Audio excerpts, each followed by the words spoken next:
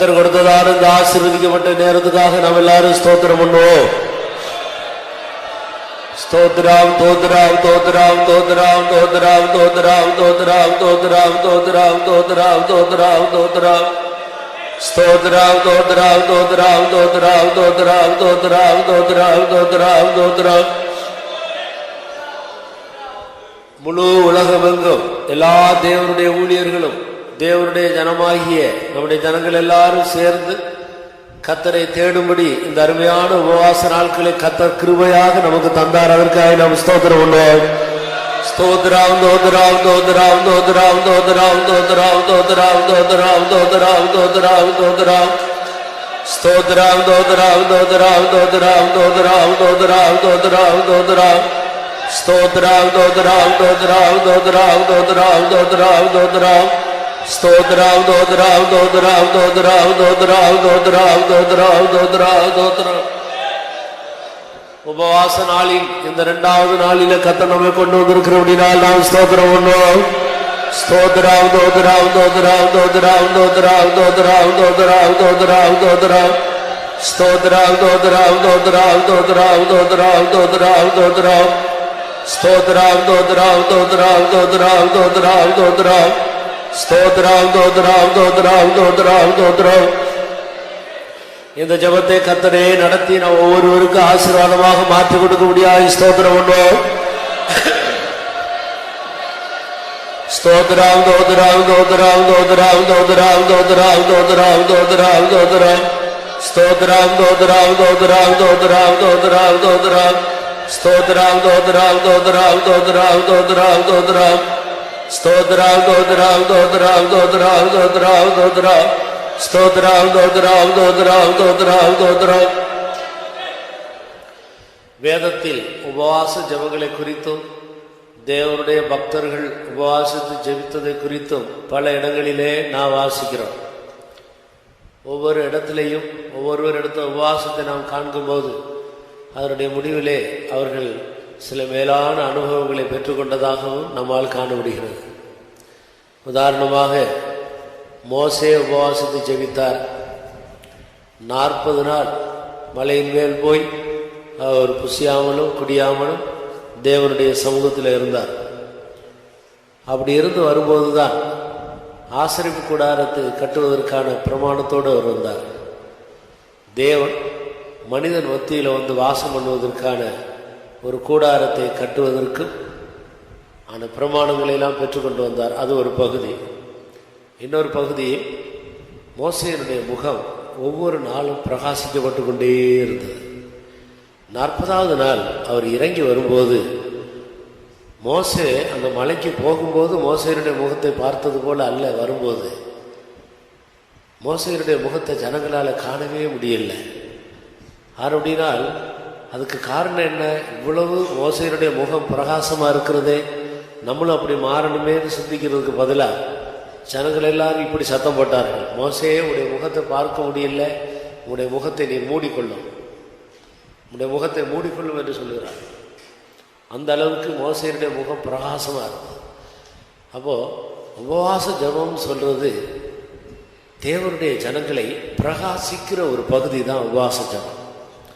முகம் பிரகாசிக்கணும்னா அதுக்கு முன்னால் இருதயம் பிரகாசிக்கணும். இருதயம் பிரகாசிக்கப்பட்டால்தான் முகம் பிரகாசிக்கும். இன்றைக்கு இந்த ரகசியம் தெரியாமல் அநேகர் முகத்தில் மஞ்சள் பூசிக்கிறது, பவுடர் அடிச்சுக்கிறது, முகத்தில் கண்ணு முடியெல்லாம் வெட்டி விடுறது, என்னென்ன ஸ்டைல் பண்ண முடியுமோ இதெல்லாம் ஸ்டைல் பண்ணி எப்படியோ பிரகாசமாக இருக்கிறது போல காட்டிக்கிறாங்க. இதெல்லாம் மனுஷனுடைய முயற்சி, இதெல்லாம் நஷ்டத்தில் கொண்டாந்து முடியும். ஆனால் உண்மையான பிரகாசன்றது தேவ சமூகத்தில் இருக்கும்போது தேவன் தான் ஒரு மனிதனுடைய முகத்தை பிரகாசிக்கிறார். கர்த்தர் தம்முடைய ஊழியக்காரர்களுடைய முகத்தை பிரகாசிக்கிறவர் வேதத்தில் எழுதியிருக்கு. ஆண்டவர் தம்முடைய ஜனங்களுடைய முகத்தை பிரகாசிக்க, முகம் பிரகாசிக்கணும்னா இருதயம் பிரகாசிக்கும். இருதயம் பிரகாசிக்க வேண்டுமானால் இருதயம் ஒரு சரியான சுத்திகரிப்புக்குள்ள கடந்து வர வேண்டும். தேவன் மனுஷனுடைய முகத்தை பார்க்க மாட்டார். அவங்க எவ்வளோ அழகாக இருக்கிறாங்கன்னு ஆண்டவர் முகத்தை பார்க்க மாட்டார். அவங்க சிவப்பா கருப்பா அழகாக இருக்கிறாங்களா, அவங்க மூக்கு எவ்வளோ நீளம், கண் எப்படி இருக்குது, இதெல்லாம் ஆண்டவர் ஒன்று பார்க்குறதில்ல. அதெல்லாம் அவருக்கு அற்பமான காரியம். அதை அவர் கண்டுக்கிறதே இல்லை. அவர் பார்க்கறது எல்லாம் மனுஷனுடைய இருதயத்தை தான். ஆண்டவர் சாமுவேல் தீர்க்கதரிசிக்கு சொன்னார், நீ மனுஷனுடைய முகத்தை பார்க்குற, நான் முகத்தை பார்க்கறதில்ல, நான் இருதயத்தை பார்க்குறேன்னு சொன்னார் சாமுவேல் தீர்க்கதரிசி. ஈசாயினுடைய குமாரனில் மூத்த குமாரனை பார்த்துட்டு அவன் நல்லா உயரமாக இருக்கான், ஆள் நல்லா பார்க்கறதுக்கு நல்ல பர்சனாலிட்டியாக இருக்கிறான்னு சொல்லி இவனை ஒரு வேளை ராஜாவாக்கலான்னு சொல்லிட்டு சாமுவேல் தீர்க்கதரிசி தைல கொம்பை எடுத்து கொண்டு போய் அவன் தலையில் அப்படி தைலத்தை ஊற்ற போகிறான். ஆண்டவர் சொல்ல, ஸ்டாப், நிறுத்து, நீ இவனுடைய முகத்தை பார்க்குற, நான் அவனுடைய இருதயத்தை பார்க்குறேன், இவன் எனக்கு ஏற்றவன் அல்ல, தள்ளு. அப்போ கர்த்தருடைய மனுஷனுடைய பார்வையில் ஏற்றவங்களை போல காணப்படுற எத்தனையோ பேர் கர்த்தருடைய பார்வையில் ஏற்றவங்களா இருக்கிறது இல்லை, தள்ளுன்றார், தள்ளிட்டார். கடைசியா ஈசாயின் குமாரரில் கடைசியா ஒருத்தனை உண்டு, அவனை போய் தேடி கண்டுபிடிச்சு கொண்டு வந்தா ஆண்டவர் சொல்ற, இவன் என் இருதயத்துக்கு ஏற்றவனாக நான் அவரை காண்கிறேன், என் இருதயத்தில் உள்ளதெல்லாம் அவன் செய்வான், இவன் தான் எனக்கு ஏற்றவன், அபிஷேகம் ஒன்று. பாருங்க, அப்போ எது முக்கியம்? இருதயம் தான் முக்கியம். இன்றைக்கு மனுஷனுடைய பார்வையெல்லாம் வெளிப்படையாக பார்வையை தான் பார்க்குறாங்க. விவாக நேரம் வரும்போது கூட ஆட்கள் அழகாக இருக்கிறாங்களா, நல்லா சிவப்பாக இருக்கிறாங்களா, நல்லா துட்டு சம்பாதிக்கிறாங்களா, இப்படி தான் அநேகருடைய பார்வையெல்லாம். அது ஒரு கீழ்த்தரமான பார்வை, அது தேவனுடைய பார்வை அல்ல, அதெல்லாம் விழுந்து போன மனுஷனுடைய பார்வை தான். சுபாவத்தை பார்க்கறது இல்லை. அவங்க நல்ல சுபாவம் உள்ளவங்களா. ஆபிரகாம் தன்னுடைய மகன் ஈசாக்குக்கு எப்படி பெண் தெரிந்து கொண்டான் பாருங்க. முகத்தை பார்த்தா, அழகை பார்த்தா, குடும்பத்தை பார்த்தா, பணத்தை பார்த்தா, ஒன்றும் இல்லை. எலியேசர் போய் கிணத்து வரமாக இருக்கிறான், ஆண்டவரே நான் எனக்கு தண்ணி வேணும்னு கேட்குறேன், இங்கே வர்ற ஸ்திரீகளை பார்த்து தண்ணி வேணும்னு கேட்குறேன், உனக்கும் தண்ணி ஊற்றுறேன், ஒட்டகங்களுக்கும் ஊற்றுறேன்னு சொல்லி யார் அப்படி முன்னுக்கு வந்து தண்ணி ஊற்றுறாங்களோ அவங்க தான் என் எஜமானுடைய குமாரனுக்கு ஏற்றோம். பாருங்க, அவங்களுடைய தெரிந்து கொள்ளுதல் எப்படி இருக்குன்னு பாருங்க. வேற எதையும் பார்க்கல, 6 அடி நீளமாக இருக்கணும், நல்ல கலராக இருக்கணும், இப்படி இருக்கணும், அப்படி இருக்கணும், அவன் தான் என் எஜமானுக்கு ஏற்ற ஆளுன்னு சொல்லி தெரிந்து கொள்றேன். அப்படி ஒரு தகுதியை பார்க்கல. சுபாவம், பாடுபடுற சுபாவம் இருக்கா, கீழ்ப்படிதல் சுபாவம் இருக்குதா, அந்நியரை உபசரிக்கிற சுபாவம் இருக்குதா, தாழ்மை இருக்குதா, இதைத்தான் பார்க்குறாங்க. இது ஒன்றில் கண்டுபிடிச்சிடலாம் எல்லாத்தையும். உடனே ஒருத்தி வந்தா, உமக்கும் தண்ணி ஊற்றுறேன், ஒட்டகத்துக்கும் ஊற்றுறேன். ஒட்டகத்துக்கு தண்ணி ஊற்றுறது சின்ன விஷயமா? இங்கே இருக்கிற ஒரு சகோதரியாவது ஒரு ஒட்டகத்துக்கு தண்ணி ஊற்றுறதுக்கு உங்களுக்கு முடியுமா? ஒட்டகம் எவ்வளோ தண்ணி குடிக்கும் தெரியுமா? அவன் எத்தனையோ ஒட்டகம் கொண்டு போகிறான், அத்தனை ஒட்டகத்துக்கு தண்ணி ஊற்றுறான். பாருங்க எவ்வளோ பாடுபடுற சுவாபம். கிணத்துக்குள்ளே போய் இறக்கி கொண்டு வந்து ஊற்றுறோம். முன்பின் அறிமுகம் இல்லாத, சம்மந்தம் இல்லாத ஆள் தண்ணி கேட்ட உடனே உனக்கும் ஊற்றுறேன், ஒட்டகத்துக்கு ஊற்றுறேன். அப்போ அந்நியரை உபசரிக்கிற சுபாவம் எவ்வளோ இருக்குது அவளுக்குள்ள. வீட்டுக்கு வரவங்களை எவ்வளோ அன்போடு உபசரிக்கக்கூடிய சுபாவம் உள்ளவளா. அதனால தான் பைபிளில் போட்டிருக்கு, குணசாலியான ஸ்திரியை கண்டுபிடிப்போம், அவளுடைய விலை முத்துக்களை பார்க்கிறவங்க. அன்றைக்கு குணத்தை தான் கண்டுபிடிச்சாங்க, இன்றைக்கு அது ஒரு விஷயமே கிடையாது. குணம் இருக்கோ இல்லையோ, ஆள் நல்லா இருக்கணும், பார்க்குறதுக்கு அழகாக இருக்கணும். ஆண்கள் பெண்களை பார்க்குறது அப்படி தான், பெண்கள் ஆண்களை பார்க்குறது அப்படி தான். நல்லா அழகாக இருக்கணும், நல்லா சம்பாதிக்கணும், துட்டு இருக்கணும், ஜாலியாக சுற்றணும், ரைட், ஓகே, ஏற்ற ஆள். மனிதருடைய செலெக்ஷனை பாருங்கள். அதனால தான் இன்றைக்கி அநேக குடும்பம் சீர்கெட்டு போய்க்கிறாங்க. இன்றைக்கி ஊழியக்காரங்களுக்கு நிறைய வேலையெல்லாம் குடும்பத்தில் புருஷ மனைவி ஒப்புரவாக்குற வேலை தான். அதான் இன்றைக்கி நிறைய. ஏன் காரணம் என்ன? உன்னுடைய தெரிந்து கொள்ளுதல் சரியில்லை. உபவாச நாட்களில் நம்முடைய இருதயத்தை தான் நம்ம அதிகமாக ஆராய்ந்து கண்டுபிடிக்கணும். தாவீது ராஜா சொல்றார், ஆண்டவரே என்னை ஆராய்ந்து என் இருதயத்தை அறிந்து கொள்ளும், என்னை சோதித்து என் மனதை அறிந்து கொள்ளும். உபவாச நாட்கள் எதுக்கு? சும்மா சாதாரணமாக சாப்பிடாமல் இருக்கிறது அல்ல உபவாசம். அது ஒன்றும் விசேஷம் இல்லை. எத்தனை பேர் சாப்பிடாமல் இருக்கிறாங்க? சாப்பாட்டுக்கு ஒன்றும் இல்லாமல் சாப்பிடாமல் இருக்கிறவங்க எத்தனை பேர் இருக்கிறாங்க? அதெல்லாம் உபவாசம் ஆகிடுமா? எல்லாம் இருந்தாலும் அதை ஒதுக்கி வச்சுட்டு தேவ சமூகத்தில் விழுந்து கிடந்து இருதயத்தை கண்டுபிடிக்கிறதுக்கு பேர் தான் உபவாசம். ஏசாயா 58ஆம் அதிகாரத்தில் உபவாசத்தை பற்றி ரொம்ப தெளிவாக எழுதியிருக்கு. ஆண்டவருக்கு உகந்த உபவாசம் எப்படி இருக்கும் அப்படின்றத பற்றி அதில் எழுதியிருக்கு. 1வது வசனத்திலேருந்து ஒருவர் சத்தமாக தெளிவாக வாசிக்க முடிஞ்சால் வாசிக்க பார்ப்போம். எல்லாருக்கும் கேட்கறது போல. சத்தமிட்டு கூப்பிடு, அடக்கி கொள்ளாதே. எக்காலத்தை போல் உன் சத்தத்தை உயர்த்தி என் ஜனத்துக்கு அவர்கள் மீறுதலையும் யாக்கோபின் வம்சத்தாருக்கு அவர்கள் பாவங்களையும் தெரிவி. தங்கள் தேவனுடைய நியாயத்தை விட்டு விலகாமல் நீதியை செய்து வருகிற ஜாதியாரை போல் அவர்கள் நாடோறும் என்னை தேடி என் வழிகளை அறிய விரும்புகிறார்கள். நீதி நியாயங்களை என்னிடத்தில் விசாரித்து தேவனிடத்தில் சேர விரும்புகிறார்கள். நாங்கள் உபவாசம் பண்ணும்போது நீர் நோக்காமல் இருக்கிறதென்ன? நாங்கள் எங்கள் ஆத்மாக்களை ஒடுக்கும் போது நீர் அதை அறியாமல் இருக்கிறதென்ன என்கிறார்கள். இதோ நீங்கள் உபவாசிக்கும் நாளிலே உங்கள் இச்சையின்படி நடந்து உங்கள் வேலைகளை எல்லாம் கட்டாயமாய் செய்கிறீர்கள். அழுதனா இதோ வழக்குக்கும் வாதுக்கும் துஷ்டத்தனத்தை உடைய கையினால் குத்துகிறதற்கும் உபவாசிக்கிறீர்கள். நீங்கள் உங்கள் கூக்குரலை உயரத்திலே கேட்க பண்ணும்படியாய் இந்நாளில் உபவாசிக்கிறது போல் உபவாசியாதிருங்கள். மனுஷன் தன் ஆத்மாவை ஒடுக்குகிறதும் தலைவணங்கி நாணலை போல் ரெட்டிலும் சாம்பலிலும் படுத்துக் கொள்கிறதும் எனக்கு பிரியமான உபவாச நாளாயிருக்குமோ? இதையா உபவாசம் என்றும் கர்த்தருக்கு பிரியமான நாள் என்றும் சொல்லுவாய். அக்கிரமத்தின் கட்டுகளை அவிழ்க்கிறதும் நுகத்தடியின் பிணையல்களை நெகிழ்கிறதும் நெருக்கப்பட்டிருக்கிறவர்களை விடுதலையாக்கி விடுகிறதும் சகல நுகத்தடிகளை உடைத்து போடுகிறதும் பசியுள்ளவனுக்கு உன் ஆகாரத்தை பகிர்ந்து கொடுக்கிறதும் துரத்துண்ட சிறுமையானவர்களை வீட்டிலே சேர்த்துக் கொள்கிறதும் வஸ்திரம் இல்லாதவனை கண்டால் அவனுக்கு வஸ்திரம் கொடுக்கிறதும் உன் மாம்சமானவனுக்கு உன்னை ஒழிக்காமல் இருக்கிறதும் அல்லவோ எனக்கு உகந்த உபவாசம். ரெண்டு விதமான உபவாசத்தை பற்றி இங்கே சொல்லப்பட்டிருக்கும். முதல்ல அத்தனை வசனமும் ஒரு உபவாசத்தை பற்றி சொல்லுது. அதான் அன்றைக்கு இருந்த இஸ்ரவேல் ஜனங்கள் எடுத்த உபவாசம். கடைசி ஆண்டவர் சொல்றார் அவருக்கு உகந்த உபவாசம் எப்படிப்பட்ட உபவாசம். அப்போ உபவாசம் அப்படின்னு நம்ம செய்யணும். அதான் உபவாசம்.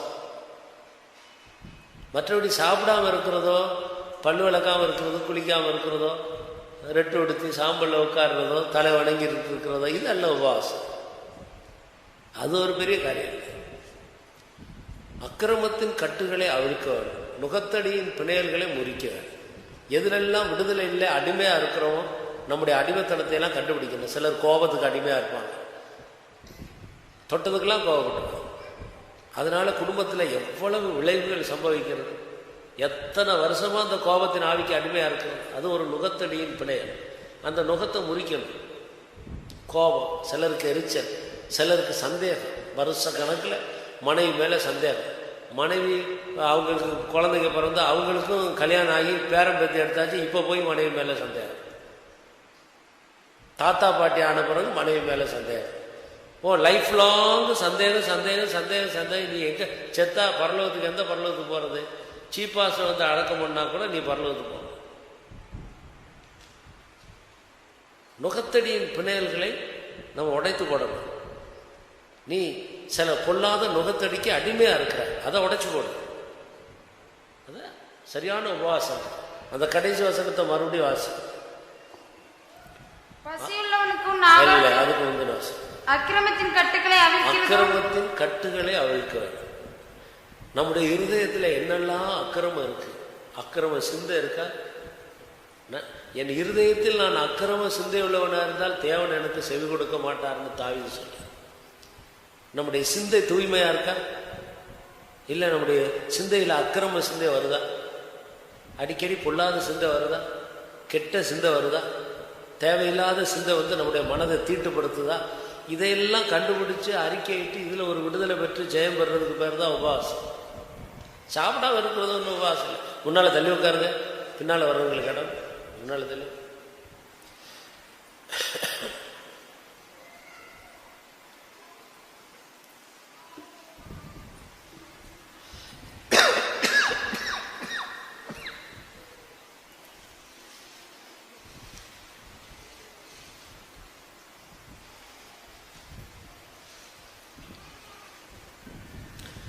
அக்கிரமத்தின் கட்டுகளை அவிழ்க்க.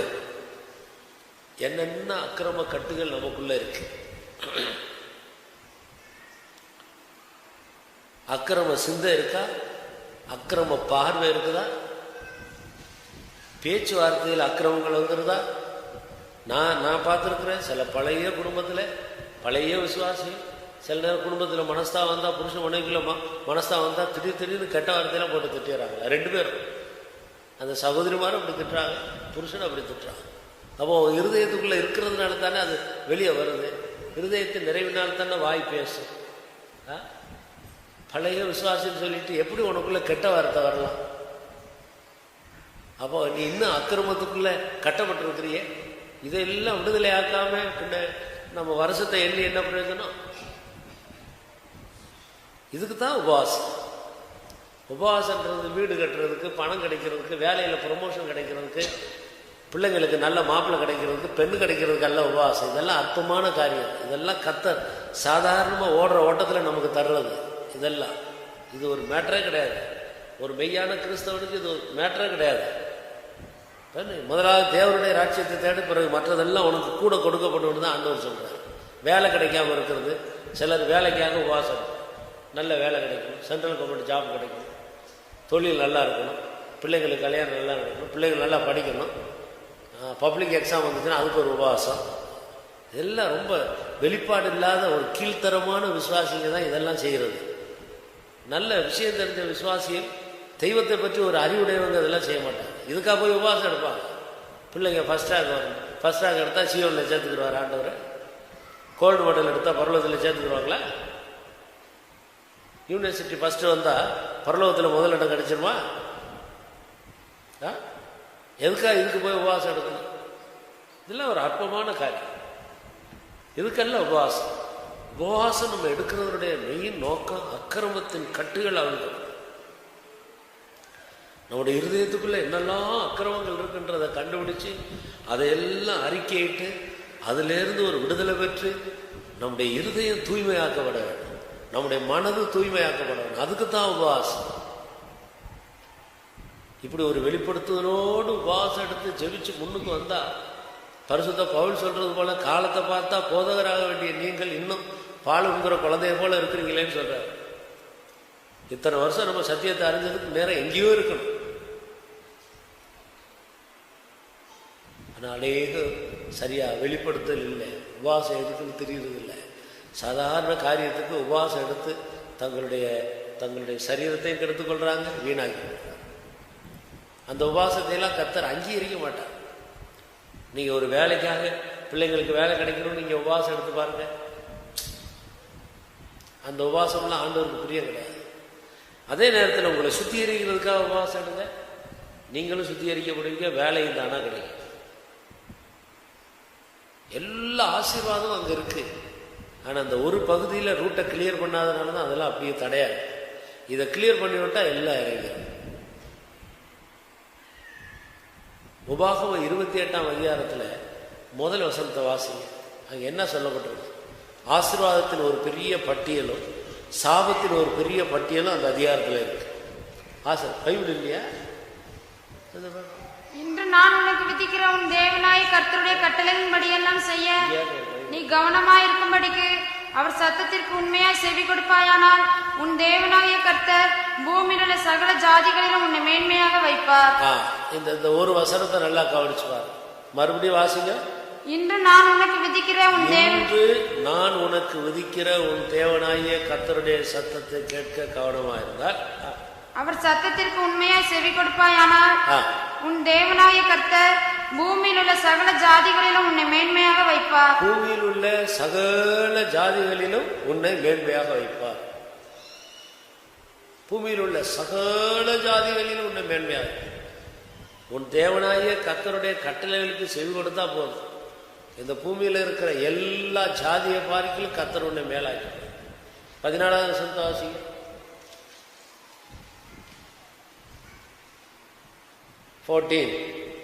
இன்று நான் உனக்கு விதிக்கிற உன் தேவனாய கர்த்தரின் கட்டளைகளை கைக்கொள்ளவும் அவைகளின்படி நடக்கவும் அவைகளுக்கு செவி கொடுத்து வந்தால் கர்த்தர் உன்னை வாளாக்காமல் தலையாக்குவார், நீ கீழாகாமல் மேலாவார். இது தவிர வேற என்ன ஆசீர்வாதம் வேணும்?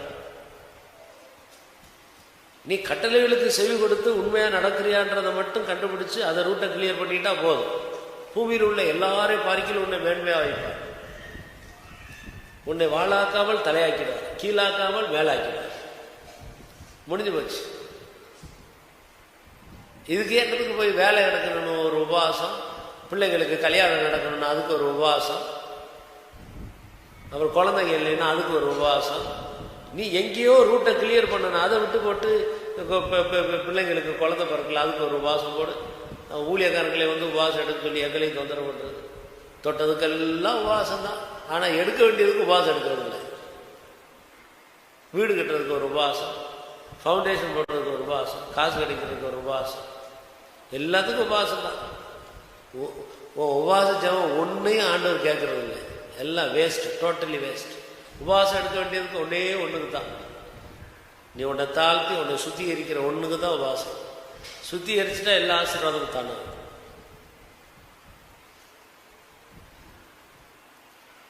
சுத்திகரிச்சா போதும், எல்லா ஆசீர்வாதங்களும் தானா வான்னு சொல்ல வேண்டிய அவசியமே இல்லை. ஆசீர்வாதம் தானா.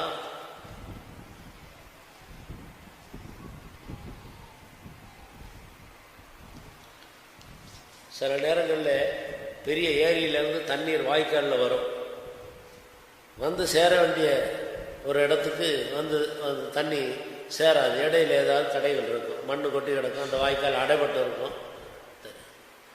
அது என்னன்னு கண்டுபிடிச்சி அதை தள்ளி விட்டுட்டா போதும், தண்ணியெல்லாம் தானாக வயலுக்கு வந்துடும். வயல் காஞ்சி போகாது, வயலில் இருக்கிற செடிகள் விளைய ஆரம்பிச்சிடும், அது வளர ஆரம்பிச்சிடும். அது ஒரு வேர்க்கடலை போட்ட வயலாக இருந்தால் நல்ல வேர்க்கடலை வர ஆரம்பிச்சிடும். எல்லாம் கிளியர் ஆகிடும். நீ அதை விட்டு போட்டு அதை அடைக்க வேண்டியதை மட்டும் அப்படியே விட்டுட்டு நீ போய் உட்காந்து, ஆண்டவரே என் தோட்டத்தில் இருக்கிறதான வேர்க்கடலை நிறையா வேர்க்கடலை விடணும், அது காஞ்சி போகக்கூடாது, நல்லா செழிக்கணும், அதுக்கு ஒரு நாள் உபவாசம். அடுத்த நாள் அதில் களையெல்லாம் வரக்கூடாது, அதெல்லாம் போகணும், அதுக்கு ஒரு உபவாசம்.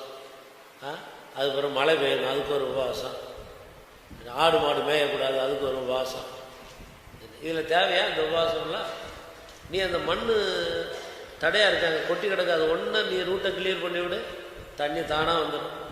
மழைக்காக ஏன் போய்ச்சா? அதே மாதிரி தான் இன்றைக்கு அநேக குடும்பங்களில் ஆசீர்வாதம் இல்லாமல் இருக்கிறதுக்கு காரணம், அவங்க உபவாசத்தை ஜெபித்து சரிப்படுத்த வேண்டிய காரியத்துக்காக உபவாசத்தை ஜெபிக்கிறது இல்லை. தேவையில்லாததுக்கெல்லாம் உபவாசம். வெளிப்பாடு இல்லை, புத்தி மந்தமாக போச்சு. பிசாசு மனதில் அந்தகாரத்தை கொண்டு, தெளிந்த புத்தி இல்லை. அதனால தான் பைபிள் எழுதியிருக்கு, தெளிந்த புத்தி உள்ளவர்களாக இருங்க, விழிப்புள்ளவர்களாக இருங்க. அக்கிரமத்தின் கட்டுகளை அவிழ்க்க. உனக்கு அக்கிரம சிந்தை இருக்கா? நம்முடைய சிந்தை நல்லா தூய்மையாக இருக்கா? அடிக்கடி கெட்ட சிந்தை வருதா? அதை கண்டுபிடிச்சு அதை அறிக்கையிட்டு அதுக்காக தாழ்த்தி உபவாசம் எடுத்து தேவ சமூகத்தில் உன்னை வெறுமையாக்கி ஒரு அபிஷேகத்தை வாங்கி அந்த பொல்லாத ஆவி உன்னை விட்டு போகிறதுக்காச்சும் ஆகும். அதுபோல் பார்வையில் ஜெயம் இல்லையா? அதற்காக தேவ சமூகத்தில் தாழ்த்திச்சா. யாரோட ஆயில சமாதானம் இல்லாமல் அடிக்கடி எரிச்சல் கோபத்தின் ஆவி வந்து அந்த எரிச்சல் கோபத்தின் ஆவி நம்மை தீட்டுப்படுத்துதா? நல்ல மனுஷர், சில பேர் நல்ல மனுஷராக இருப்பாங்க, காரணம் இல்லாமல் கோபப்பட்டு பேரை கெடுத்துக்கிடுவாங்க. மற்ற எல்லா பகுதியிலையும் நல்லா இருப்பாங்க. திடீர்னு கோபம் வரும், கோபத்தில் ஏதாவது அவசர கெட்ட வார்த்தை பேசுகிறாங்க, பேரே கெட்டுப்பாங்க, முடிஞ்சு போச்சு எல்லாம் அதோட சரி. நீ அதுக்கு உபவாசம் எடுத்து அந்த கோபத்தின் ஆவியிலிருந்து விடுதலைக்கு ஆச்சும். அக்கிரமத்தின் கட்டுகளை அவிழ்த்து விடு. அக்கிரமம் உன்னை கட்டி வச்சிருக்கு. அது தேவ சமூகத்தில் தாழ்த்தி ஜெபிக்கும் போது கர்த்தர் ஒரு அனாயிண்டிங் கொடுத்தா தான் அந்த கட்டு போகும். தாழ்த்தி அறிக்கையிட்டு காத்திருக்கும் போது தான் அதுலேருந்து விடுதலை கிடைக்கும். அதுக்கு தான் உபவாசம்.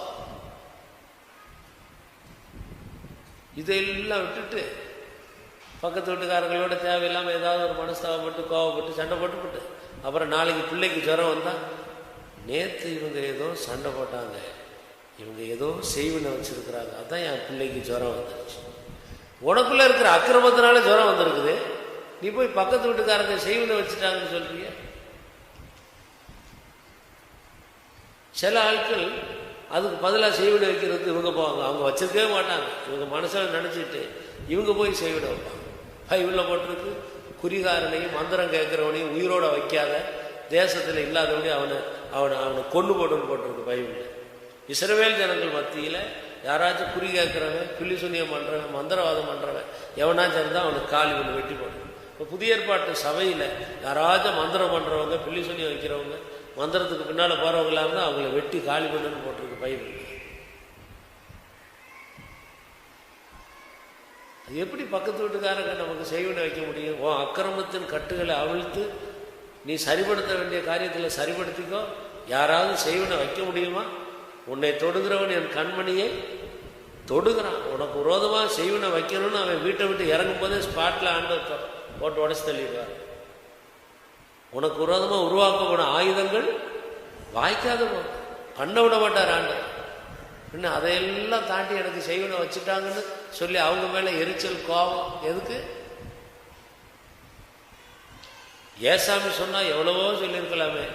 பார்த்து எனக்கு இவ்வளோ கஷ்டம் வந்திருக்குது, இந்த பேதர் என் கூடவே இருந்துட்டு அவன் தான் செய்வனை வச்சுருப்பான், இந்த யூதாஸ் அவன் தான் செய்வனை வச்சுருப்பான். அவர் சொன்னால் எத்தனையோ பேர் செய்வனை வச்சுருக்காரு சொல்லலாமே. அவர்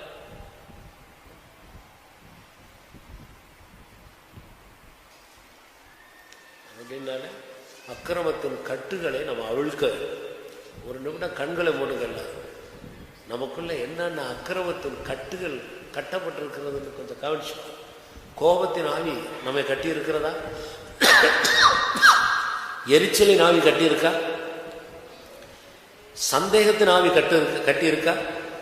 இதெல்லாம் சாத்தானுடைய சரக்குகள். பொய்யின் ஆவி உன்னை கட்டி வச்சிருக்கா? அடிக்கடி உன்னுடைய கண்களை தீட்டுப்படுத்துகிறதான அந்த பொல்லாத ஆவி உன்னை கட்டி வைத்திருக்கிறதா?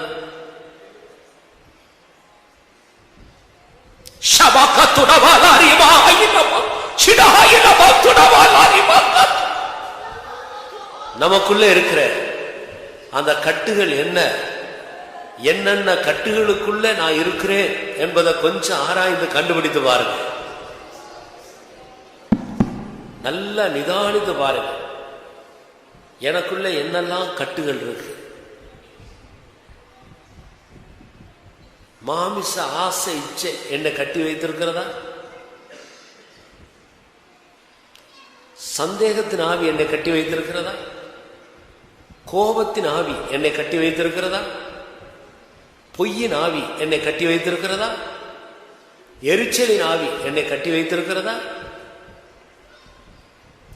பொறாமையின் ஆவி மற்றவங்க முன்னுக்கு போகிறத பார்த்து பொறாமை கொள்ளுகிற பொறாமை ஆவி என்னை கட்டி வைத்திருக்கிறதா?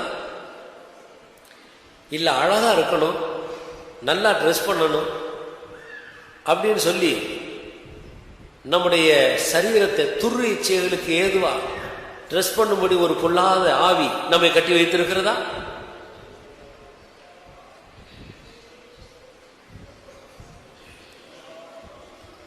கண்டுபிடியுங்கள், கண்டுபிடியுங்கள். எல்லா கட்டுகளையும் அவிழ்த்து விடுதலையாக்கும்படி நமக்காக ஒரு அபிஷேகம் காத்து கொண்டிருக்கிறது. அவசரப்பட்டு கூச்சல் போடாதீங்க, கண்டுபிடிங்க. என்ன கட்டுகள் எல்லாம், என்னெல்லாம் கட்டு உள்ள இருக்குன்றத கண்டுபிடி, அதை ஒத்துக்கொள்.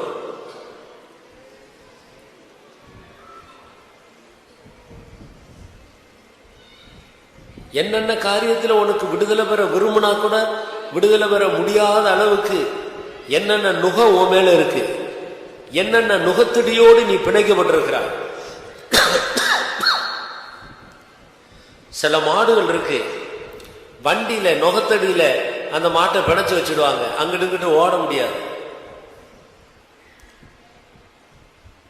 நான் ஒரு நாள் இந்த சோமங்கலத்துக்கு போயிட்டு இருக்கும்போது ஒருத்தன், ஒரு வண்டிக்காரன், ஒத்த வண்டி, பெரிய மாடு, வண்டியில் பூட்டிட்டு அவன் வேலைக்காரனா சொந்தக்காரனான்னு தெரியாது, சொந்தக்காரனா இருக்காது, அவ்வளோ பெரிய வண்டி, மாடு பெரிய மாடு, ஒருவேளை வேலைக்காரனா இருக்கும். அந்த மாட்டை ஒரு இருட்டில் மெதுவாக அந்த வண்டியோடு கொண்டு போய் வண்டியில் அது பிணைக்கப்பட்டிருக்கு வச்சுட்டு மூக்கில் அடிக்கிறான், கண்ணில் அடிக்கிறான். அந்த மாட்டை கண்ணு மூக்கு தெரியாமல் போட்டு அடி பின்னி எடுக்கிறான். அந்த மாடு அங்கிட்டு கிட்ட தப்பி ஓட முடியல, அது பிணைக்கப்பட்டிருக்கு. தனி மாடாக இருந்தால் அவனை இழுத்து போட்டு ஓடிடும். அது பிணைக்கப்பட்டிருக்கிறதுனால ஒன்றும் செய்ய முடியல, அடியெல்லாம் வாங்கிட்டு கிடக்குது.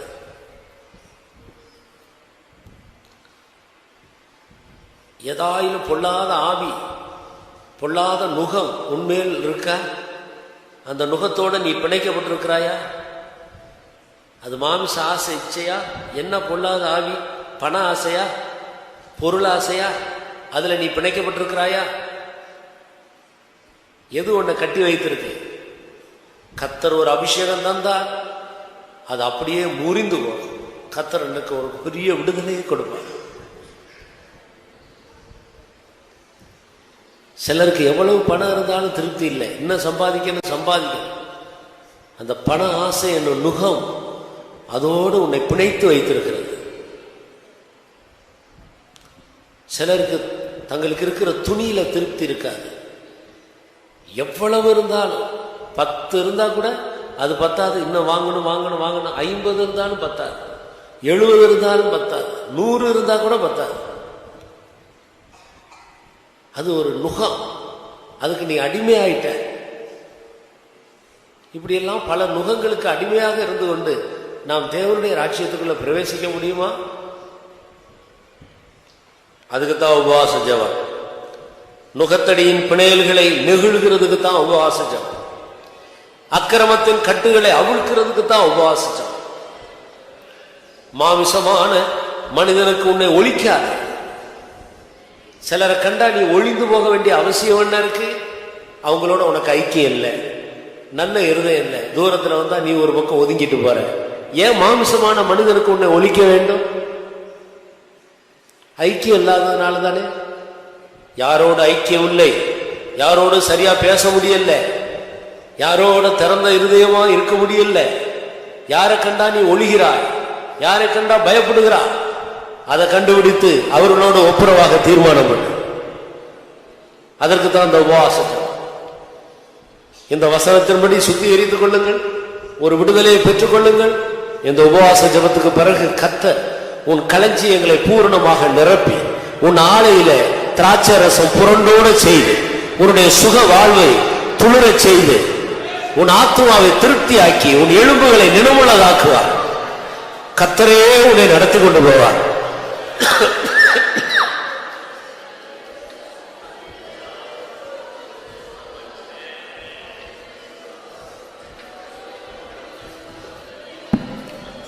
குற்றங்களை எல்லாம் தாழ்த்தி அறிக்கையிட்டுக் கொண்டே இருங்க.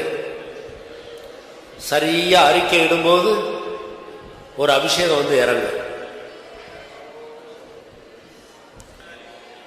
அபிஷேகத்தை வா வான்னு கூப்பிடுறதல்ல பெந்தகோஸ்த ஜீவியம். மேல்வீட்டறையில் 10 நாள் காத்திருந்தாங்க, தன்னை சுத்திகரித்துக் கொண்டாங்க. 10வது நாள் அபிஷேகமே வா வான்னு ஒண்ணு கூப்பிட இல்லை, அபிஷேகம் தானா வந்து இறங்குச்சு.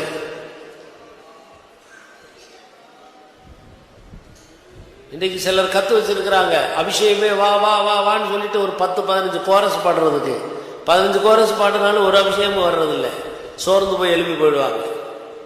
அபிஷேகத்தை வான்னு கூப்பிட வேண்டிய அவசியம் இல்லை. அபிஷேகம் அது பிதாவின் வாக்குத்தத்தம், அது நம்ம மேல இறங்குறதுக்கு காத்து கொண்டே இருக்கு. அக்கிரமத்தின் கட்டுகளை அவிழ்த்து விடுவோமா, நுகத்தடியின் பிணையல்களை நெகிழ்வோமா, மாமிசமானவனுக்கு ஒழிக்காமல் ஒப்புரவாவோமா.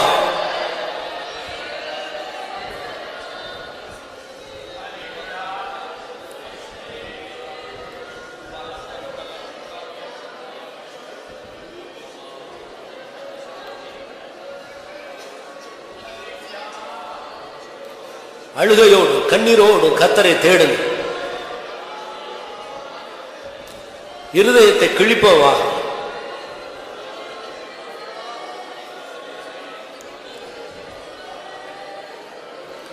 குற்றங்கள் குறைகளை அறிக்கையிட வெட்கப்படாதீங்க. நம்முடைய குற்றங்களை ஒத்துக்கொள்ளுவா. சகல ஆசீர்வாதங்களுக்கு அதுதான் தடையாக இருக்கிறது.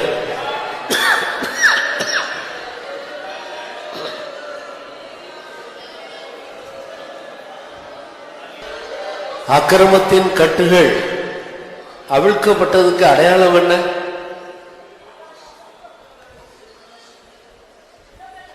நம்ம மேல இருக்கிறதான நுகத்தடிகள் எல்லாம் முறிக்கப்பட்டதுக்கு அடையாளம் என்ன? அபிஷேகம் தான் அடையாளம். சரியாய் நம்முடைய அக்கிரமங்களை நாம் அறிக்கையிட்டு ஆண்டவருடைய சமூகத்தில் கண்ணீரோடு அவரை நாம் தேடுதால் நாம் கூப்பிடாமலேயே ஒரு அபிஷேகம் நம்ம மேல வந்து இறங்கும். அப்போது ஒரு பெரிய சமாதானமும் ஒரு பெரிய விடுதலையும் நம்முடைய இருதயத்தை நிறைத்திருக்கும். இருதயத்தில் ஒரு பெரிய சமாதானம் இறங்கும் போதே நம்முடைய முகங்கள் எல்லாம் பிரகாசிக்க ஆரம்பிக்கும். மன மகிழ்ச்சி முக வளர்ச்சியை கொடுக்கும். அதுதான் தேவன் கொடுக்கிற பிரகாசம். ஆனால் இன்றைக்கு மனிதன் மூலமாக, மனிதன் தன்னுடைய சொந்த அறிவின் மூலம் தன்னுடைய முகத்தை பிரகாசித்துக் கொள்ள எவ்வளவோ பிரயாசப்படுகிறார்.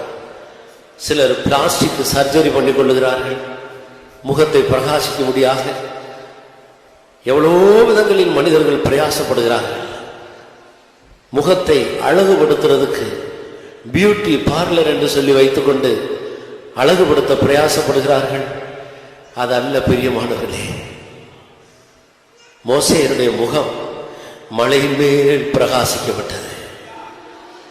ஜெபத்துல தேவனோடு உறவாடும் போதுதான் முகம் பிரகாசிக்கப்படுகிறது.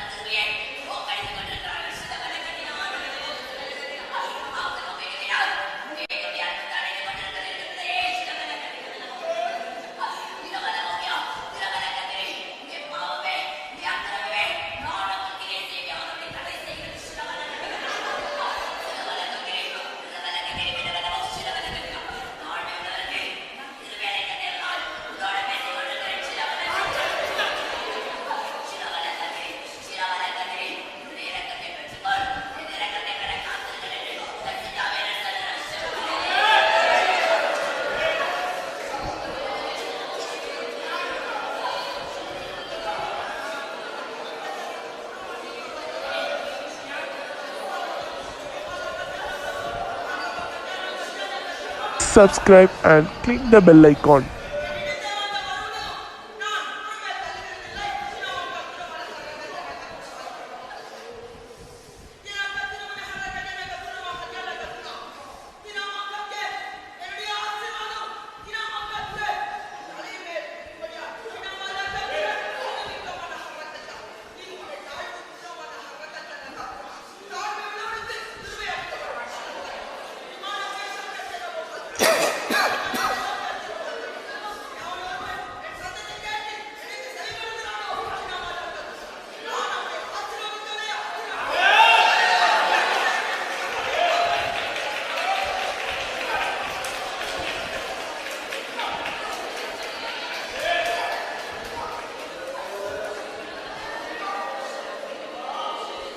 தாழ்த்த வேண்டும் என்றே கர்த்தருடைய ஆவியானவர் நம்மோடு பேசிக் கொண்டிருக்கிறார். திரும்ப திரும்ப அவர் நம்மோடு பேசிக்கொண்டே இருக்கிறார். ஒரு மனிதன் தன்னுடைய குற்றங்களை ஒத்துக்கொண்டு அறிக்கை எடுக்கிறது தான் தாழ்மைக்கு ஒரு அடையாளம். மற்றவர்களோடு தானே முன்னுக்கு போய் தன்னுடைய குற்றங்களை ஒத்துக்கொண்டு மன்னிப்பு கேட்கிறது தான் தாழ்மைக்கு ஒரு அடையாளம். தாழ்மையாய் நடக்கிறது அல்லாமல் மனுப்புத்திரர்களாகிய நம்மிடத்தில் ஆண்டவர் வேறு எண்ணத்தை கேட்கிறார்.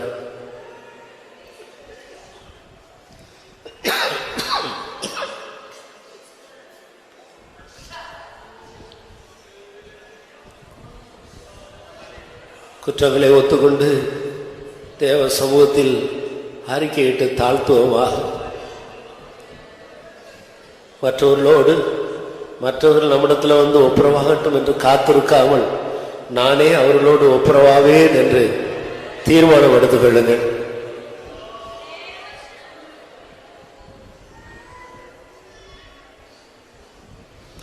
முன்பு போய் அவனோடு ஒப்புரவாக பின்பு வந்து பலி செலுத்து என்று ஆண்டவர் சொல்லுகிறார். நம்முடைய பலியை தேவனை விரும்புகிறது இல்லை, நான் ஒப்புரவாகிறதைத்தான் ஆண்டவர் விரும்புகிறார். எல்லாரோடும் சமாதானமா இருக்கிறோமா? எல்லாரோடும் ஒப்புரவாக்கப்பட்டவர்களாக இருக்கிறோமா? யாரிடத்திலேயாயிலும் சிலரோடு சரியாக நாம் இடப்பட முடியாமல் இருக்கிறதா? வெளியே காட்டாவிட்டாலும் இருதயத்தில் தூரமாக வைத்துக் கொள்ளுகிறோமா?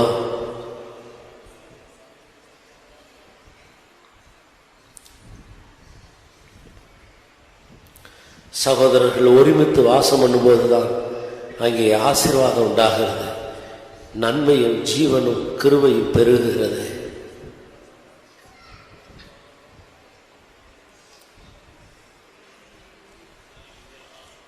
யாருக்காயினும் அறிக்கையிட வேண்டும் என்று இருதயத்தில் ஏவினால், நீங்கள் தூண்டப்பட்டால், அறிக்கையிட விரும்பினால் கட்டாயம் அல்ல, மனப்பூர்வமாக நாம் எதை செய்தாலும் கர்த்தருக்கென்று மனப்பூர்வமாக செய்ய வேண்டும். அப்படி நான் அறிக்கையிட விரும்புகிறேன் என்று விரும்பினால் அவர்கள் எழும்பி நீங்கள் உங்களை தாழ்த்தி வெட்கப்படாமல் குற்றங்களை ஒத்துக்கொண்டு அறிக்கையிடலாம். கர்த்தர் மன்னிப்பார். உங்களுடைய நுகத்தடிகள், அந்த பிணையல் நெகிழப்படும், அந்த கட்டுகள் அறுக்கப்படும். கர்த்தர் ஆசீர்வதிப்பார். உன் குடும்ப சூழ்நிலைகள் எல்லாம் மாறிவிடும். உன்னுடைய வேலை ஸ்தலத்தில் மாற்றங்கள் உண்டாகும், உன்னுடைய ஜீவியத்தில் மாற்றங்கள் உண்டாகும். அதை மற்றவர்கள் காண்பார்கள்.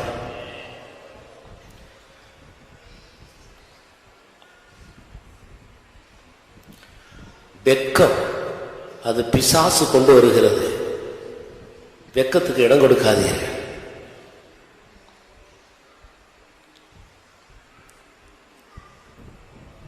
ஏவப்பட்டா உடனே கீழ்ப்பணிந்து எழுதி விடுங்கள். லேட் பண்ணாதீங்க.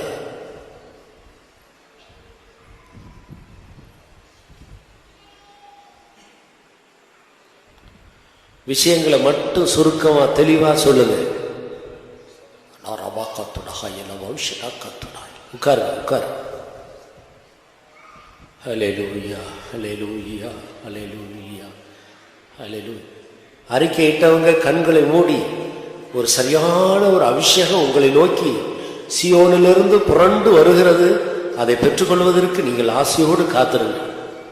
சொல்லுங்க, அல்லேலூயா, அல்லேலூயா, அல்லேலூயா.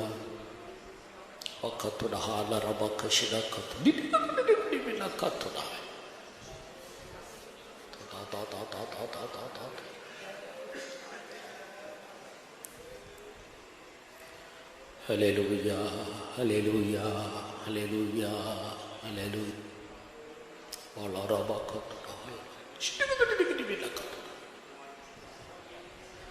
இந்த 5 நிமிடங்கள் தான் சொல்ல மனப்பூர்வமாய் ஒரு ஆழமான பரிசுத்த ஜீவியத்தை வாஞ்சிக்கிறவர்கள் சீக்கிரமா எழும்பி 1-2 வார்த்தையில சுருக்கமா குற்றங்களை மட்டும் அறிக்கையிட்டு நீங்க உட்கார. only 5 minutes சொல்லுங்க.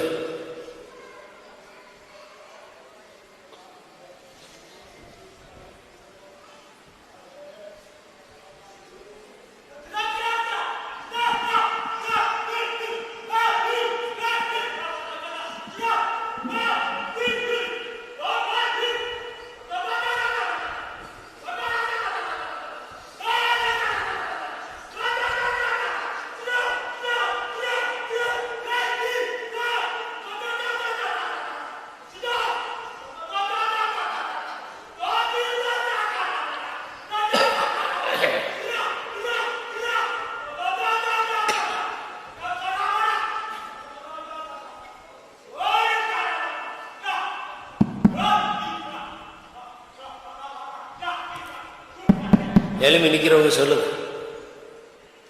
நிக்கிறவங்க சொல்லுங்க, சீக்கிரம் சொல்லிட்டு உட்காரு.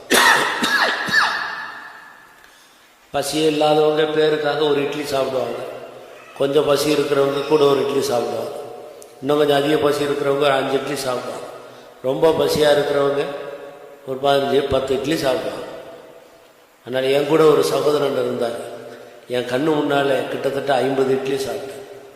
அப்போது அவங்களுடைய பசிக்கு பொறுத்து தான் அவங்க சாப்பிட முடியும். கர்த்தருக்கு ஸ்தோத்திரம். அதே போல தான் நம்முடைய ஆவிக்குரிய வாழ்க்கையும் கூட பரிசுத்தத்தின் மேலே, நீதியின் மேலே எவ்வளவு பசி தாகம் இருக்கிறதோ அதற்கு ஏற்ற விதத்தில் தான் ஒரு மனிதன் பரலோகத்தை இல்லாவிட்டால் இயேசுவை அனுபவிக்க முடியும். பசி இல்லாதவங்க தேவனுடைய ராஜ்யத்தை அனுபவிக்க முடியாது. இப்போ யோவான் ஸ்நானகன் காலம் முதல் தேவனுடைய ராஜ்யத்தை ஆண்டவர் நம்மை பொறுத்து அனுபவிக்கும்படி அவர் விட்டு விடுகிறார். பலவந்தம் பண்ணுகிறவர்கள் அதை பிடித்துக் கொள்ளுகிறார். எந்த அளவுக்கு நாம் வாஞ்சிக்கிறோமோ, தாகமாக இருக்கிறோமோ, அந்த வாஞ்சிக்கு ஏற்ற விதத்தில் ஆண்டவர் அதை தருவார். சிலர் சொல்லுவாங்க, கர்த்தருக்கு சித்தமான ஆண்டவர் என்ன சீயோனுக்கு கொண்டு போகட்டும், கர்த்தருக்கு சித்தமான புதிய எருசலேமுக்குள்ள கொண்டு போகட்டும், அப்படி சொல்லுவாங்க. கர்த்தருக்கு சித்தமான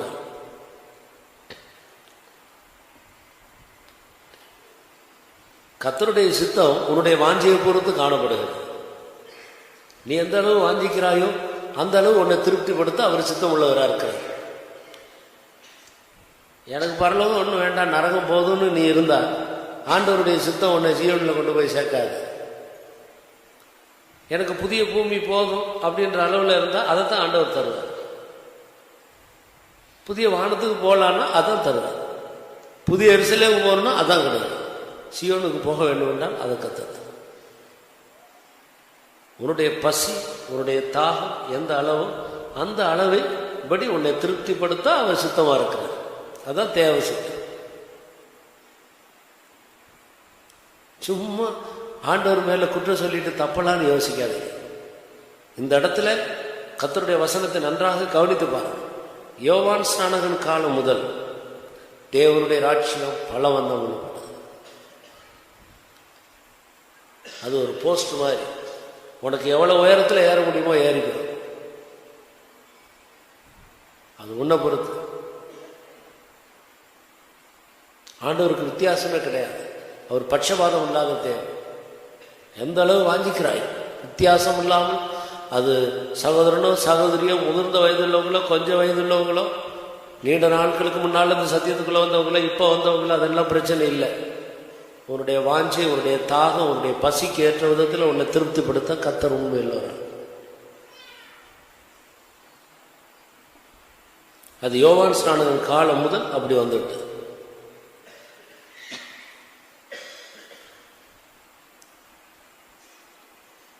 புதிய ஏற்பாட்டு ஊழியம் அவர்களுடைய பசி தாகத்தை பொறுத்து, நாம் வாஞ்சிக்கிறதை பொறுத்து, நாம் தேடுகிற அளவை பொறுத்து, நாம் எந்த அளவுக்கு கர்த்தரை கனம் பண்ணுகிறோமோ அந்த அளவுக்கு அவர் நம்மை கனம் பண்ணுவார். நாம் எந்த அளவுக்கு அவரை நேசிக்கிறோமோ அந்த அளவுக்கு அவர் நம்மை நேசிப்பார்.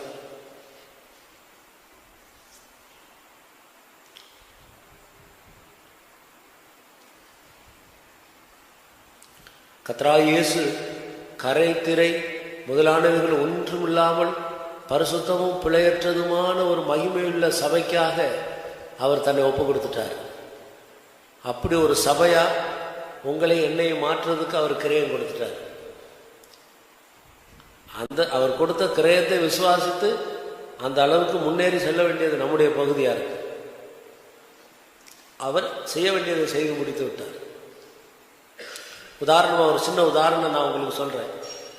உங்களுடைய தகப்பனார் ஃபாரின்ல இருக்கிறார். அவர் வந்திருக்கிறார், மறுபடியும் போகிறார்.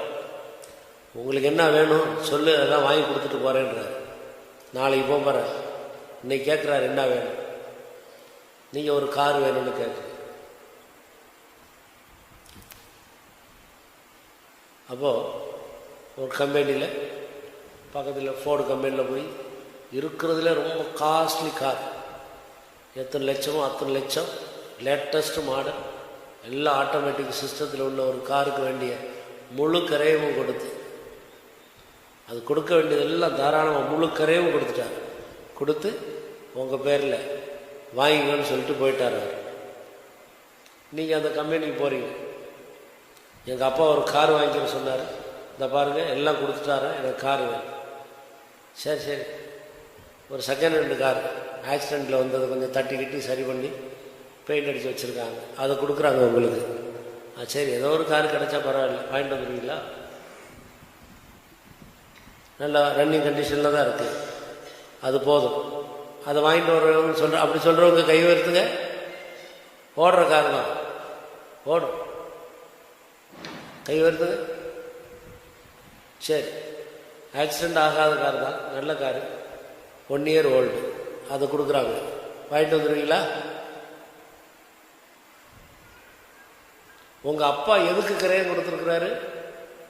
இருக்கிறதுல லேட்டஸ்ட் மாடல் காஸ்ட்லி கார், அதுக்கு அவர் கிரயம் கொடுத்துருக்காரு.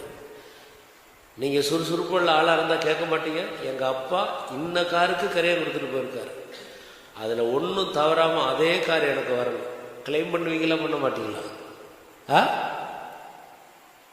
நீங்கள் சூடு சொரணை உள்ள ஆளாக இருந்தால் அதைத்தான் கிளைம் பண்ணி வாங்கணும். இல்லை ஏதோ ஒன்று ஓடுற கார் கொடுக்குறாங்க, வாங்கிட்டு வந்துட்டா அது நீ சரியில்லைன்னா. அதே போல தான் நம்முடைய ஆண்டவர் நமக்காக கிரயம் கொடுத்திருக்கிறது. கரை திரை முதலானவர்கள் ஒன்றுமில்லாமல் பரிசுத்தமும் பிழையற்றதுமான ஒரு மகிமையுள்ள சபையா உங்களை என்னையும் கொண்டாந்து நிறுத்துறதுக்காக அவர் கிரயம் கொடுத்துட்டார். இதை நம்ம கிளைம் பண்ணி வாங்கணும். தேவருடைய ராட்சியம் பலவந்தம் பண்ணப்படுகிறது. கர்த்தர் உனக்கு எவ்வளவு கிரயம் கொடுத்திருக்கிறார் யோசித்து பார். ஒரு சின்ன குறை இருக்கிறதுக்கு கூட நம்ம ஒத்துக்கொள்ளக்கூடாது. இல்லையே, எல்லாம் ஜெயிச்சாச்சு, ஒரு சின்ன குறை இருக்கு, பரவாயில்ல போயிடலாமா? ஒத்துக்கொள்ளக்கூடாது. ஒரு சின்ன குறை இருந்தால் புதிய எருசலேமுக்குள்ள சீயோனுக்குள்ள போக முடியுமா?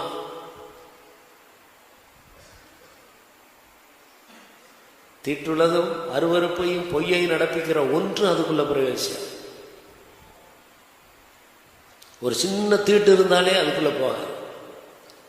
மகிமையுள்ள ஒரு சபைக்காக, பிழை இல்லாத மகிமையுள்ள ஒரு சபைக்காக இயேசு தன்னை ஒப்பு கொடுத்திருக்கிறார். அதுபோல நீங்களும் நானும் மாறணும். அதுக்காக அவர் கிரயம் கொடுத்துட்டார். நம்ம அதை கிளைம் பண்ணி வாங்க வேண்டியதான் நம்முடைய வேலை. நீங்க எங்கேயும் போய் சம்பாதிச்ச கிரயம் புதுசாக சம்பாதிக்க வேண்டிய அவசியம் இல்லை. ஆண்டவர் கிரயம் கொடுத்துட்டார். கற்புள்ள கன்னிகையா, பூரண ரூபவதியா, உன்னில் பழுது ஒன்று இல்லை, கிறிஸ்து இயேசுக்குள் தேறினவனா நம்ம மாற்றுறதுக்காக இயேசு கிரயம் கொடுத்திருக்கிறார். அதைத்தானே நம்ம கிளைம் பண்ணி வாங்கணும். அதுதான் ஒரு சரியான கிறிஸ்தவ வாழ்க்கை. அதுதான் ஒரு கிறிஸ்தவன் இந்த பூமியில போராட வேண்டியது. அதுக்காகத்தான் கர்த்தர் நம்ம அழைத்திருக்கிறார். விசுவாசிக்கிறீங்களா?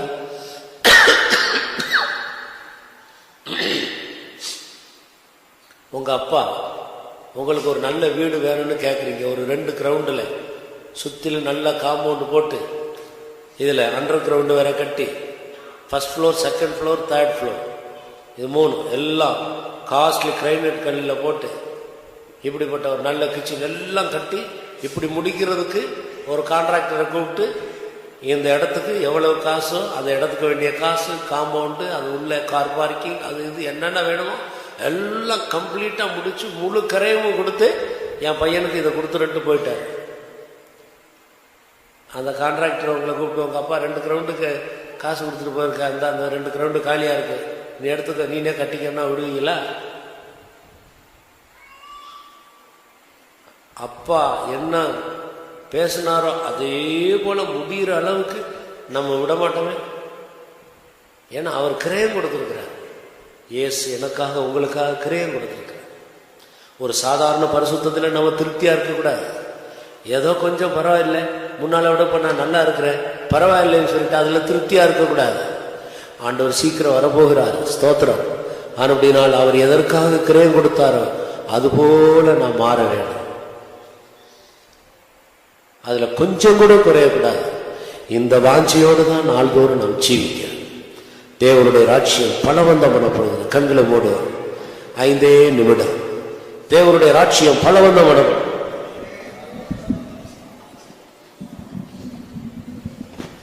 5 நிமிடம். முடிய போகிறது. நம்ம எந்த அளவுக்கு பலவந்தம் பண்ணுகிறோமோ அந்த அளவுக்கு தேவன் நம்மை மாற்ற வல்லவராக இருக்கிறார். எல்லாரும் முழங்கால்களை முடக்கி கண்களை மூடி இயேசு கொடுத்த கிரயத்தை சிந்தித்து பாருங்கள். இன்றைக்கு நான் எப்படி இருக்கிறேன்? அவர் எதற்காக கிரயம் கொடுத்திருக்கிறார்? என்னை எப்படி மாற்றும்படி கிரயம் கொடுத்திருக்கிறார். ஆனால் இன்றைக்கு நான் எப்படி இருக்கிறேன்? இன்னும் மீதி பகுதி எங்கே? யோவான் சொன்னவன் காலம் முதல் தேவனுடைய ராட்சியை பலவந்தம் பண்ணப்படுகிறது. பலவந்தம் பண்ணுகிறவர்கள் அதை பெற்றுக் கொள்கிறார்கள். தேவனுடைய பிள்ளையை நீ எதற்காக போராடுகிறார்? இந்த நாட்களில் உன்னுடைய போராட்டம் எல்லாம் எந்த அடிப்படையில் இருக்கிறது?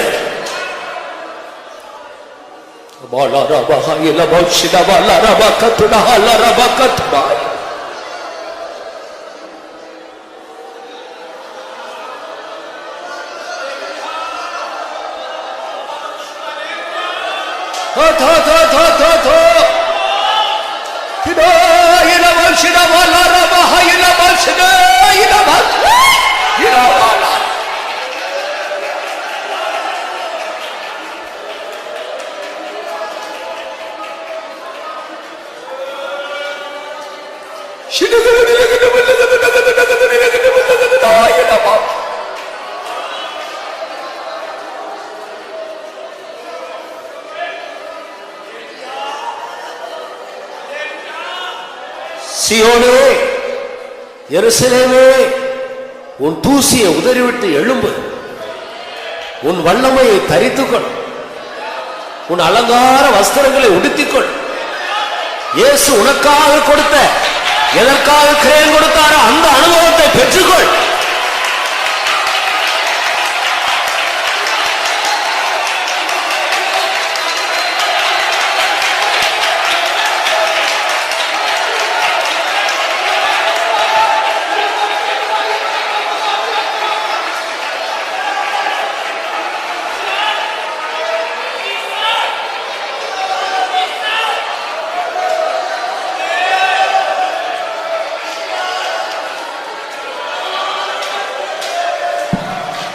பிசாசு, நீ முன்பை விட இப்போ நன்றாக இருக்கிறாய், பரவாயில்லை, இது போதும், இதுக்கு மேல ஒரு அனுபவத்தை கேட்காத, அதனால உனக்கு பல போராட்டம் வரும், கேட்காத என்று சொல்லி தடை பண்ணுவான்.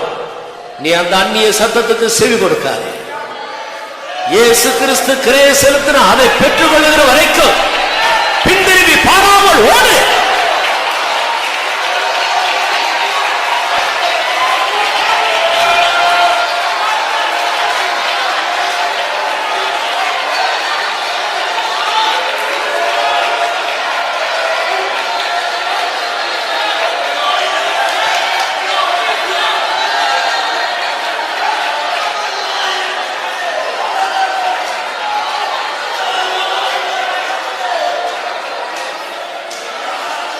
சீயோனில் நில்லி எனக்கு நல்கிடுல்லவா செங்கோலும் உபதேசம்.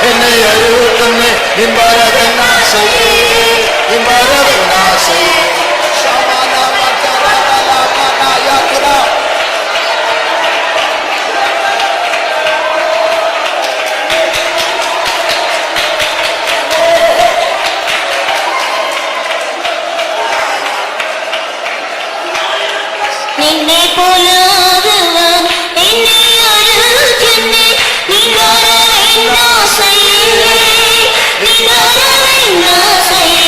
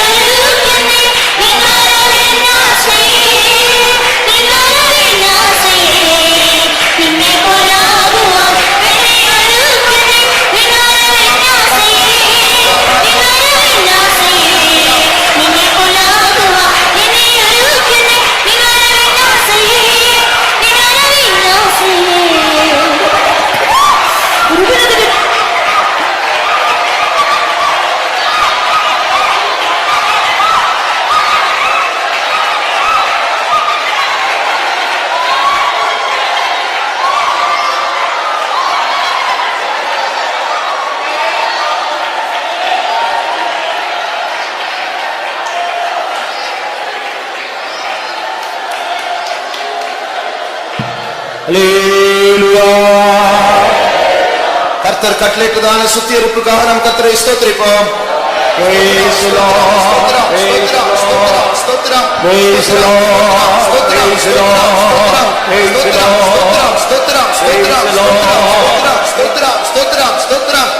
கர்த்தர் நம்மோடு பேசின வார்த்தைகளுக்காக கர்த்தரை ஸ்தோத்திரிப்போம்.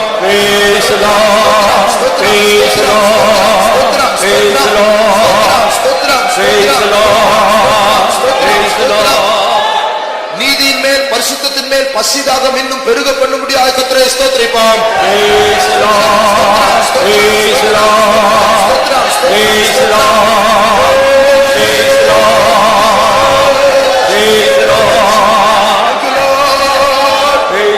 நாம் எப்படி இருக்க போகிறோம் என்று இன்னும் வெளிப்படவில்லை. ஆனால் அவர் வெளிப்படும் போது அவருக்கு ஒப்பாய் நாம் இருப்போம். இந்த நம்பிக்கைக்காய் கர்த்தரை ஸ்தோத்திரிப்போம்.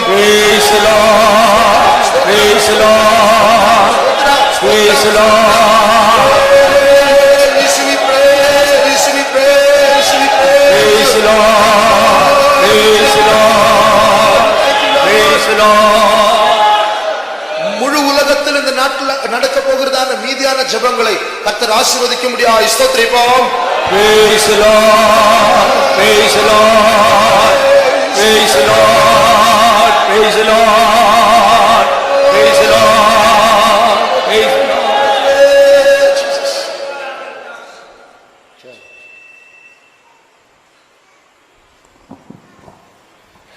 எங்களை அதிக அதிகமாக நேசிக்கிற அருமையான நல்ல ஆண்டவரே, பரிசுத்தமுள்ள பிதாவே, சியோனின் ராஜாவே, நன்றி எழுதத்தோடு துதிக்கிறோம், ஸ்தோத்திரிக்கிறோம் சுவாமி. கடந்த நாட்கள் கத்தாவே நடந்த எல்லா கூட்டங்கள் கத்தாவே நீர் முற்றிலும் பொறுப்படுத்தி நடத்தினீர் சுவாமி. எங்களை பலப்படுத்தினீர் சுவாமி. ஸ்தோத்திரம் ஸ்தோத்திரம். இந்த கத்தாவே மாலை வேளையில் நடந்த இந்த கூட்டம் கத்தாவே முற்றிலும் நீர் பொறுப்படுத்தி நடத்தினீர் சுவாமி. சியோனில் இறங்கி வந்தீர் சுவாமி. நீர் கொண்டு வந்த கத்தாவே வல்லமையான கத்தாவே வார்த்தைகளோடு ஸ்தோத்திரம், வெளியேறி பெற்ற வார்த்தைகளோட அருமையான வார்த்தைகளோட கத்தாவே நீர் எங்களோட பேசினீர் ஆண்டவரே. ஸ்தோத்திரம் ஸ்தோத்திரம் ஐயா. எவ்வளோ நல்ல ஆண்டவர் ஆண்டவரே நீர் கத்தாவே, நல்ல மீட்பரையா, நல்ல மீட்பர் ஆண்டவரே நீர். ஸ்தோத்திரம் ஸ்தோத்திரம் ஸ்தோத்திரம். உண்மையாகவே எங்களுடைய ஜீவிதத்தில் இருந்த கத்தாவே எல்லா அக்கிரம கிரிகள் எல்லாம் ஆண்டவரே, காரியங்கள் எல்லாம் முற்றிலும் ஆண்டவரே சீயோனின் அபிஷேகத்தோடு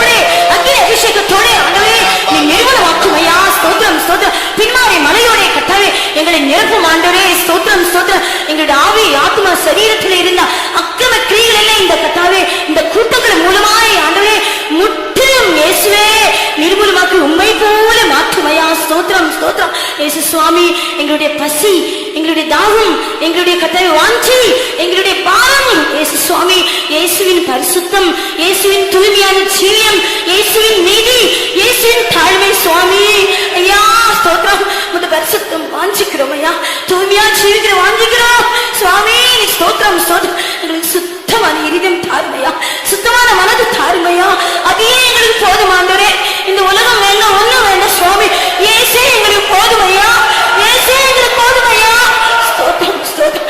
கரை திரை குறை பிள்ளை இல்லாத ஒரு மகிமையான சபைக்காக சீக்கிரமா சுத்த மனவாட்டிலே மேகமீறி வரப்போகிறீர் ஆண்டவரே. ஸ்தோத்திரம். என்னையும் கர்த்தாவே இந்த வார்த்தைகளை கேட்ட எல்லா பிள்ளைகளையும் முழு சபையும் ஆண்டவரே சுத்த மனவாட்டியை மாற்றும் ஆண்டவரே. எங்கள் நடுவில் கொண்டு வந்த அருமையான சென்ட்ரல் பாஸ்டர் அவர்கள் ஜெபிக்கிறோம் சுவாமி. இன்னும் இயேசு சுவாமி ஆசீர்வதிமையா, பலப்படுத்துமையா சுவாமி. அவருடைய ஊழியர்கள் எல்லாம் மகிமை மாற்றும் ஆண்டவரே.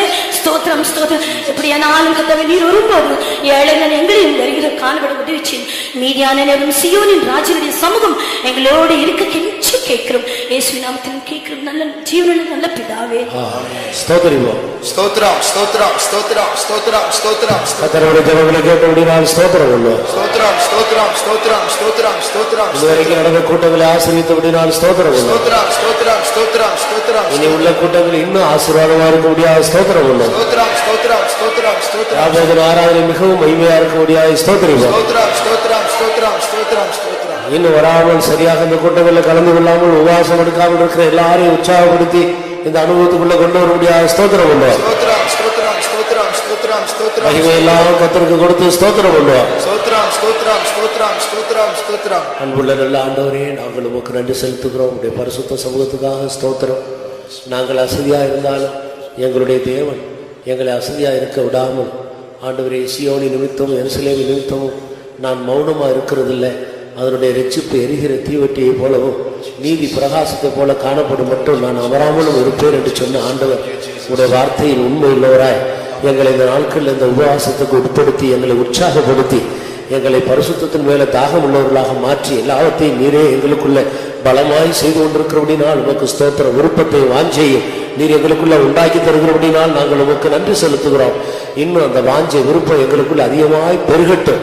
நீர் எதற்காக கிரியை செலுத்தினீரோ அதுபோல நாங்கள் மாறுகிற வரைக்கும் நாங்கள் அசையாமல் ஆண்டவரே, நாங்கள் அசதியாயிராமல் மிகவும் கருத்தாய் அந்த அனுபவத்தை கிளைம் பண்ணி வாஞ்சித்து அதை பெற்றுக்கொள்ளுகிற வரைக்கும் தொடர்ந்து போராடி கொண்டு முன்னேறி செல்ல எல்லாருக்கும் கிருபைத்தாரும் கனமகிமை எல்லாம் ஒக்கு கொடுக்கிறோம். இயேசு கிறிஸ்து நாமத்தில் கொண்டு கொள்ளுகிறோம் பிதா. நம்முடைய கர்த்தராகிய இயேசு கிறிஸ்துவினுடைய கிருபையும் பிதாவாகிய தேவனுடைய அன்பும் பரிசுத்த ஆவியானவருடைய ஐக்கியம் சமாதானம் நம் அனைவரோடு சகல பரிசுத்த ஆண்டவரோடு என்றென்றைக்கு இருப்பதாக. அல்லேலூயா அல்லேலூயா அல்லேலூயா. எல்லாருக்கும் ஸ்தோத்திரம். கர்த்தர் உங்களை ஆசீர்வதித்திருக்கிறார். விசுவாசத்தோடு போங்க.